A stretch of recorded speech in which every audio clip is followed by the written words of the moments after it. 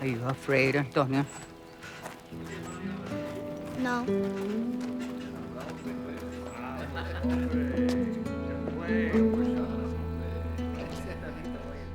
Hi, I'm Luke Ganelon and I play Antonio. And I am Castulo Guerra, and I play the evil Tenorio Trementina. Tenorio Trementina?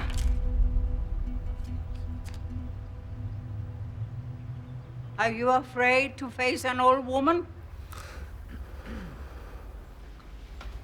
What do you want, Bruja? Tenorio, you're as ugly as the devil will allow. Toma, Bruja. I am a curandera. It's your daughters who are witches. You lie, vieja. Tenorio, I know about the curse, and I know when and where it was laid. And you're a fool if you don't tell them to lift it. Bruja, you shame my daughters and my good name in front of these men. I will see you dead. Don't threaten me, Tenorio. You will know the power of my medicine. He was very good at being scary and the bad guy. Not that he is. He's really nice. Thank you. Yes. But he did a great job, and I really got influenced and scared on set. Well, it was very important to get into the role, because otherwise, in my case, it would have been a cardboard cutout, which would have killed the story.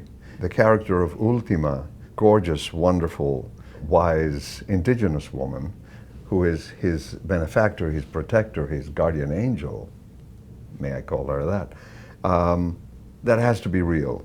He was tremendously real and honest and just who he is, which is disarming. And so, in playing the bad guy, I had to really find out of the tunnels of my personal experience and knowledge and whatever, the sources to play Tenorio. And it was a feast for an actor, Castulo said just think of your own personal experiences, and for this to be my first film, Carl Franklin did a great job for helping me understand and really get notes, and he was an actor, so it just helped even more. And just I would use my personal experiences and think how Antonio and we would talk and break down the script with the cast and Carl Franklin, and that's how I prepared. He's a solid director, but he's an actor's director, being an actor himself, as Luke said. And so we had, my first day on the set was on a bridge. I was on a horse chasing Antonio, Luke. And it was a very strong scene, and I was trying to use my sources as an actor. Handling the horse, I had to turn the horse because he would change directions, and I was constantly in the move, and yet I did not realize what I was doing until Carl came and said, in a very private manner, because he respects the actor so much, he didn't yell it from the back, he said, "You're trying to keep control of a crazy guy. This man has lost all his control. Let go. Let go. No control. He's gone. You don't even hold your horse anymore. You're so desperate and angry, and So that was a huge tip for an actor.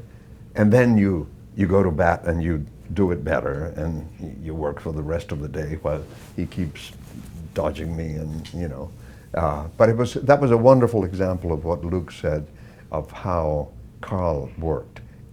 Rudolfo Anaya came to the foreground, the book came to the foreground, and I thought this is a very, very important universal piece of literature.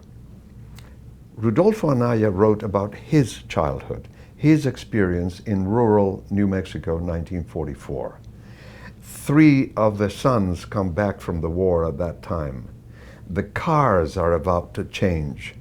The culture, the world is happening in New York and LA and elsewhere, in Chicago probably, but not in Las Pasturas or in Guadalupe, the little tiny towns where this microcosm is happening. And that has the ingredients of the big world, while they're all dreaming to get out of here, especially the father, Maris.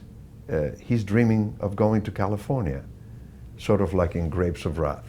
He's dreaming of getting out of there. And his mother is dreaming that maybe he will become a priest, right? Yes. And so, if you think of it historically, in 1945, New Mexico tested the atom bomb.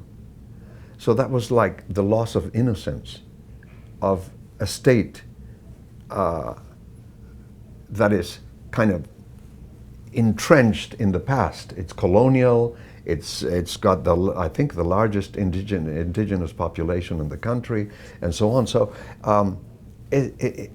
I saw it as the loss of innocence, but as a process of growth. And I think that's what happens to Luke, and correct me if I'm wrong. I don't think he loses his innocence, but this innocent child is about to learn about the ways of the world. What's that? It's the spirit of the river. Can it speak? Yes. Listen.